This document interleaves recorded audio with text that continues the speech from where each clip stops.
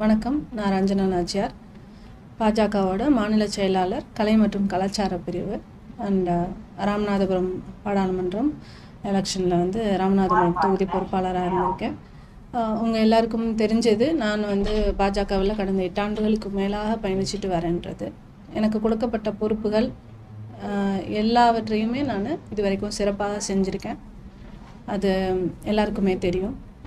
And இன்றைக்கி நான் இந்த விலகல் அறிவிச்சிருக்கேன் அப்படிங்கிறது என்னோட நிறைய காரணங்கள் இருக்குது. அதில் சில காரணங்கள் நான் சொல்ல முடியும், சில காரணங்கள் சொல்ல முடியாது. அதில் ஒரு முக்கியமான காரணமாக இந்த மும்மொழி கொள்கை எதிர்ப்பு தான்.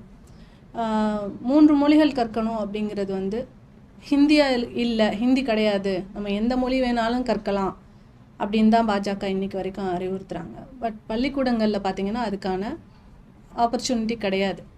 இப்போ ஹிந்திக்கு டீச்சர் இருப்பாங்க, மராட்டி கற்றுக்கணும், மலையாளம் கற்றுக்கணுன்னா எல்லா சப்ஜெக்ட்டும் கற்றுக்கணுன்றதுக்கு டீச்சர்ஸ் கிடையாது. ஸோ ஒரு கடையில் வாங்க வாங்க சாப்பிட வாங்கன்னு கூப்பிட்டுட்டு இங்கே இந்த 2 சாப்பாடு தான் இருக்குது சாப்பிடுங்க அப்படின்னு சொல்லக்கூடாது. உள்ளே போய் உட்கார்ந்ததுக்கப்புறமா இருக்கிறத சாப்பிட்டுட்டு வருவோம்ல, அந்த மாதிரி ஒரு நிலமை கல்வியில் இருக்கக்கூடாதுன்னு நினைக்கிறேன். நம்ம பசிக்கு சாப்பிட்ற மாதிரி கிடையாது இது. மொழிங்கிறது யார் வேணாலும் கற்றுக்கலாம், எந்த மொழியை வேணாலும் கற்றுக்கலாம். மொழிக்கு எதிர்ப்பு கிடையாது, ஹிந்திக்கு எதிர்ப்பும் கிடையாது. ஹிந்தியும் கற்றுக்கலாம், தெலுங்கு கற்றுக்கலாம், மலையாளம் கற்றுக்கலாம், இப்படி எந்த மொழி வேணாலும் கற்றுக்கலாம்.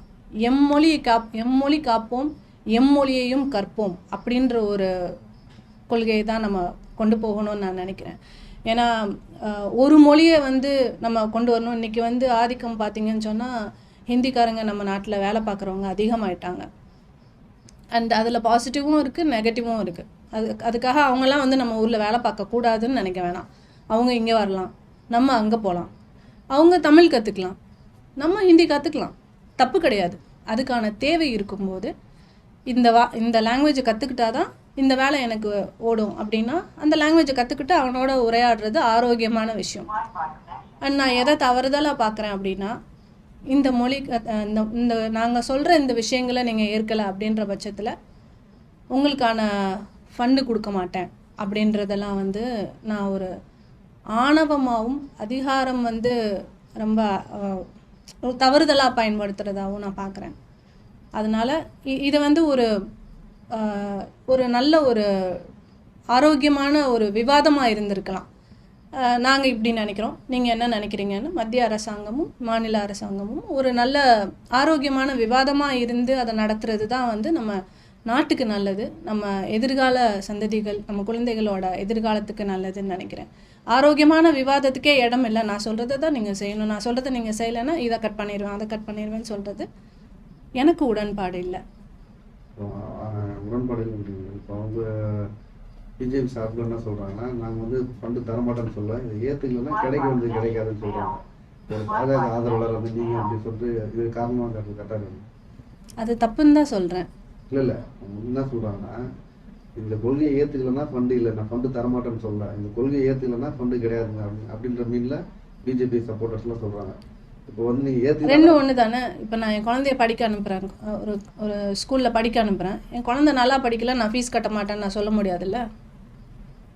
ஃபீஸ் கட்டுறதுன்றது என் குழந்தை எப்படி படித்தாலும் அந்த ஸ்கூல் நடத்துகிறவங்களுக்கு ஃபீஸ் கட்டுறதை கட்டி தான் ஆகணும். எல்லா பள்ளிக்கூடங்களுக்கும் எப்படி கொடுக்குறோமோ அதே மாதிரி ஒரு ஃபண்டுங்கிறது எல்லா மக்களுக்கும் ஈக்குவலாக கொடுக்கணும். அதில் பாகுபாடு காட்டுறதுங்கிறது ஏற்றுக்கொள்ள முடியாத ஒரு விஷயமா பார்க்குறேன். 8 ஆண்டுகளாக பாஜக பயணம் பண்ணி அப்போது தமிழக அரசுக்கும் மத்திய அரசுக்கும் மோதல் இருந்திருந்தா இருக்கு. திடீர்னு இந்த ஒரு காரணமாக வெளியில் வரதுக்கு என்ன வேற ஏதாச்சும் காரணம் இல்லை? அதான் சொல்கிறேன், நிறைய காரணங்கள் இருக்குது. நிறைய காரணங்களில் இது ஒரு காரணம். இன்றைக்கி இந்த காரணம் எல்லாருக்கும் கண்டிப்பாக கொண்டு போய் சேரணுன்றதுக்காக இன்றைக்கி இந்த காரணத்தை சொல்லியிருக்கேன். தேவைப்பட்டால் வேறு காரணங்கள் இருக்குது, அதையும் சொல்லுவேன் கண்டிப்பாக.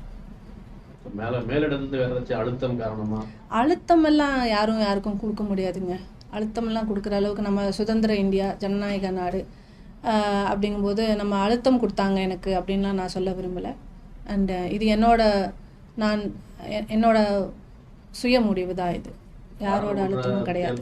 ராமநாதபுரம் தொகுதியில் உங்களுக்கு சீட்டு கிடைக்கும்னு எதிர்பார்த்தேன், கடைசியில் அது கிடைக்கல. அதன் ஒரு காரணமாக கூட நீங்கள் வெளியில் வந்து சீட்டு இன்னைக்கு கிடைக்கும், நாளைக்கு கிடைக்காது. பொறுப்பு இன்னைக்கு கிடைக்கும், நாளைக்கு கிடைக்காது. அதை பொறுத்து அரசியல் பயணம் பண்ணுறது வந்து ஆரோக்கியம் கிடையாது. எப்போவுமே நம்ம மக்கள் பணி செய்யணும். ஏன் நான் ராமநாதபுரம் தொகுதி ஃபோக்கஸ் பண்ணுறேன்னு சொன்னால், 4ஆம் தமிழ் சங்கத்தை துவக்கியவர் வந்து பாண்டித்துரை தேவர் என்ற சேதுபதி மன்னர் இல்லைங்களா? அந்த பரம்பரையில் பிறந்து வளர்ந்த, சேதுபதி வம்சத்தில் பிறந்து வளர்ந்த எனக்கு வந்து தமிழ் மேலே, தமிழ் மொழி மேலே ஒரு ஈர்ப்பு கண்டிப்பாக இருக்கணும். அது வந்து எங்கள் ரத்தத்தில் ஊறின ஒரு விஷயமா இருக்கணும். நம்மளே வந்து இதை விட்டு கொடுத்துட்டோம். மொழியும் விழியும் ஒன்றுன்னு சொல்லுவாங்க. நம்ம மொழி இழந்தோன்னா நம்ம விழியை இழந்துட்டு பயணிக்கிற மாதிரி தான். ஸோ என்னை பொறுத்த வரைக்கும் நம்ம மொழியை காக்கிறதுக்காக எந்த எல்லைக்கும் நம்ம போகலாம் அப்படின்ற ஒரு முடிவை எடுத்து தான் இன்றைக்கி நான் இந்த மாநில நிர்வாகிங்க இது சம்பந்தமாக மத்திய அரசு டெல்லி வட்டாரத்தில் பேசி செட் ஆகலன்னு சொல்லி வெளியே வரீங்களா, இல்லை சம்மந்தமாக பேசுறீங்களா? இல்லை, இது சம்மந்தமாக பேசுகிறதுல அர்த்தம் இல்லையே. இது சம்மந்தமாக நம்ம யாருக்கிட்ட போய் பேசலாம், யார் இதுக்கான நடவடிக்கை எடுப்பாங்க? நான் வந்து மாநில தலைவர் கிடையாது, இல்லை, மாநில தலைவர் தான் அதை வந்து முன்னெடுக்கணும். ஸோ அவரே அந்த ஒரு ஸ்டாண்டில் ஸ்ட்ராங்காக நிற்கும் போது நம்ம வேறு யார்கிட்ட எடுத்துகிட்டு போய் இதை நான் ஒரு தனி நபராக ஒரு பெண்ணாக எல்லார்கிட்டையும் எடுத்துகிட்டு போய் புரிய வைக்கிறதுங்கிறது நடக்காத ஒரு விஷயம். நம்ம ஒரு இடத்துல ஒரு கொள்கை மாறுபட்டு ஒரு இடத்துல வந்து நம்ம பயணிக்கிறது கஷ்டம்னா நம்ம தான் விளைவிக்கணும் ஒழிய இருக்கவங்க எல்லாரையும் புரிய வச்சு அவங்களுக்கு எடுத்துரைக்கிறதுங்கிறது வந்து கஷ்டமான ஒரு விஷயம். உங்களோட அறிக்கையில் மும்மொழி கொள்கை தமிழகம் அந்த மாதிரி திமுகவுக்கு ஆதரவான கருத்துக்களா இருக்கு. உங்களோட அடுத்த நிலைப்பாடு திமுகவா, தமிழக வெற்றி கழகம், அதிமுகவா, எந்த கட்சியா இருக்கு? எந்த கட்சின்னு இல்லைங்க, எந்த கட்சியில் இருந்தாலும் நம்ம பயணிக்க போகிறது மக்கள் பணி தான். பார்ப்போம். அதையும் நான் நாளைக்கு உங்களுக்கு அதுக்கான அறிவிப்பும் நான் விரைவில் கொடுப்பேன். அரசியல் பயணம் தொடர்ந்து நிச்சயமாக அரசியலுங்கிறது வந்து நம்மளோட வாழ்க்கையில் எல்லாருமே இளைஞர்கள் கூட இன்றைக்கி அரசியலுக்கு வரணுன்றதை விரும்புகிற ஒருத்தி தான் நான். அரசியலை வந்து முட்டுக்கடை போடுறது வந்து நமக்கு மக்கள் மேலே அக்கறை இல்லைன்னா தான் நம்ம அப்படி சொல்லணும். எனக்கு இந்த மக்கள் மேலே, மொழி மேலே, என் இனம் மேலே எல்லா இதுலேயுமே எனக்கு அக்கறை உண்டு. அதனால் நிச்சயமாக அரசியலில் தொடர்வேன். தாவைக்காக போகிறீங்கன்ற மாதிரி தான் பேசப்படுது. ஏன் தாவைக்கால போகிற மாதிரி பேசுகிறாங்க? அறிவிக்கிறேன், நாளைக்கு அறிவிக்கிற அவசரம் வேணாமே. நான் கண்டிப்பாக அதையும் அறிவிக்காமல் யாரும் எதுவும் செய்ய மாட்டோம். நிச்சயமாக எதுவாக இருந்தாலும் எந்த ஒரு இதாக இருந்தாலும் நான் அறிவிக்கிறேன்.